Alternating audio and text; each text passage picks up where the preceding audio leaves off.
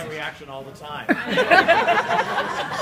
You know him from Reading Rainbow, you know him from Roots, you know him from the warp core of the Starship Enterprise, and you know him from NASA Tweetups and Nasasocials, because I know this guy was at STS-134 down at the cave tweeting with all the rest of us. So I'm going to go ahead and bring Levar Burton up here.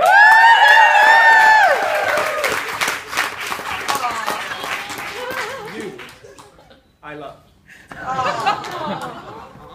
I will never watch this cheat again. Oh, is it not on? Oh, technology. We can land rovers on Mars, repel out of jetpacks. But microphones, they are beyond us. Okay. So, Levar, you... Hey, y'all. I was tweeting, or trying to tweet, as I arrived, but in the state of California, it's illegal to drive and tweet. And safety first. Yes. Safety always. Safety always, indeed. So I'm going to take a moment while we chat to actually send the tweet that I intended to send when I first got here. All right. Okay. Sweet. No. Now that I'm not driving, Okay. So Levar, people know you obviously from Reading Rainbow, and now you're working on another project called RR Kids. Yes. Do you want to tell us what RR Kids is? Well, RR Kids is the parent company of the Reading Rainbow brand. RR Kids is a partnership between my business partner, Mark Wolf, and myself. And a few years ago, we went and acquired the rights to the Reading Rainbow brand. And we have released our first product in the marketplace as of June of 2012, the Reading Rainbow app. And so kids can go on the iPad and they can not only read books, but they can see videos. They can watch videos. What we did was, it was an interesting journey and an amazing challenge in as much as we had a beloved brand that we did not believe had outlived its usefulness. In 2009, public broadcasting pulled Reading Rainbow out of what they call the Ready to Learn lineup, right? Which is pretty much the core curriculum for early childhood education on PBS. So when Reading Rainbow was pulled from that lineup, it was virtually putting it out to pasture, right? Saying that there was no, the money had dried up years before. All that sweet PBS cheddar.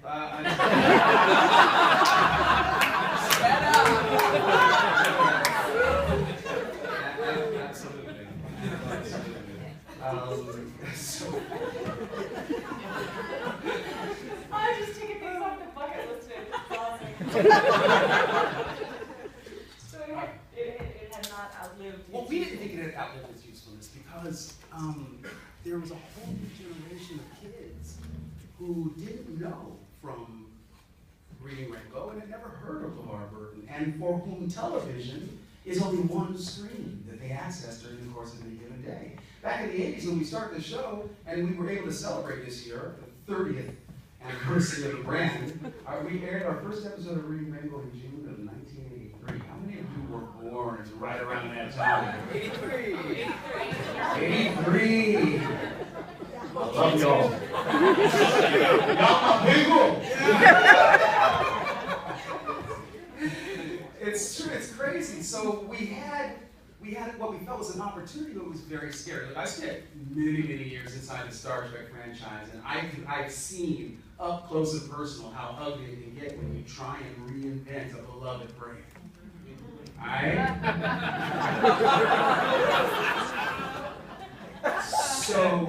So this was no joke from Mark and myself. It was a huge risk we were taking. But we felt very strongly that there was, as I say, this new generation that really could benefit from the technology. And this was before we started this effort, before the iPad came out. We had no idea what we were doing, but we just kept finding ourselves in the middle of it. Because then the conversation shifted from music being converted from analog to digital and film and television to books, the last of the giant communication medium mega Lopolicisis. If that is a word, I don't think so. Perhaps it should. The publishing industry was the last to fall and have to convert to digital, and so we found ourselves again at this nexus of opportunity between technology and how we engage our kids with this technology in the service of their education. So literacy is obviously of the utmost importance to you. Next to breathe. pretty high on eating too. But yeah, I think that literature is an essential. Look, my mother was an English teacher. I grew up in a house where reading was continually reinforced in so many ways. My mother to this day is always reading several novels simultaneously. My mother's a voracious reader, and I got that very important information that was sort of fed into me through DNA, but also through her example. So I want to talk about a different kind of literacy, and that's science literacy. Yes. So what are you doing to help that next generation of readers to become more science literate? Well, I'm here today. Yeah! Please tell them what you are doing.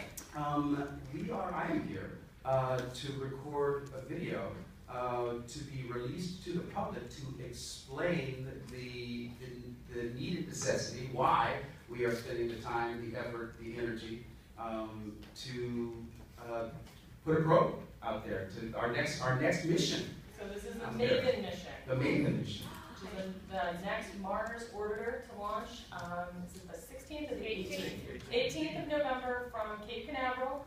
So that'll be on its way to Mars. This is about an 8-month cruise.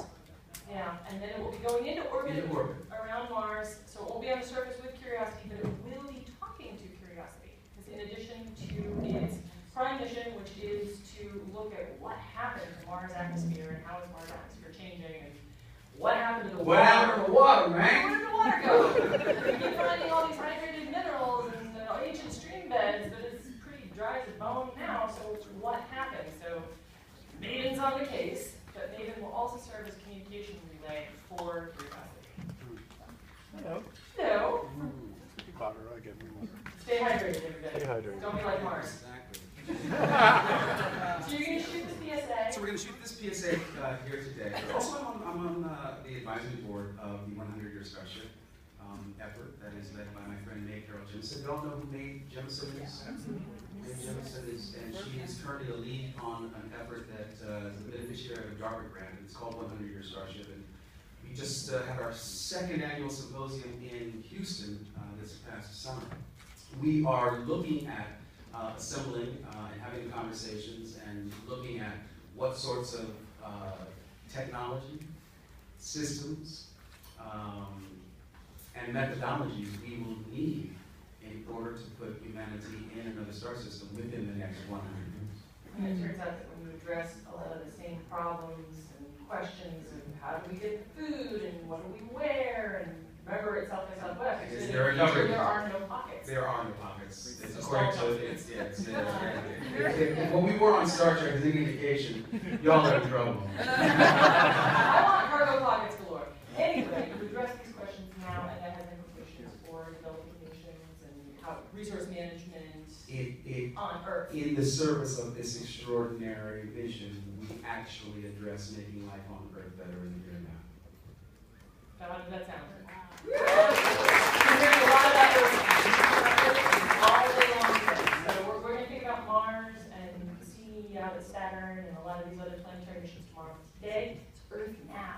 This is, I think, going forward, one of the most pressing issues for humanity, our stewardship of our planet Earth, our mother. We've been on a course of the slash and burn, destruction and pollution for far too long, and she's only going to take so much. We need to develop, first, a way to share the resources on this planet better, and we need to take complete responsibility for the environmental stewardship of this planet. Well put. So I don't, let's see, I'm looking here at Mark, and I'm looking for the other mark to see how much time we have, because we need to, we've got scientists waiting in the wings to tell you more about great missions that are coming out.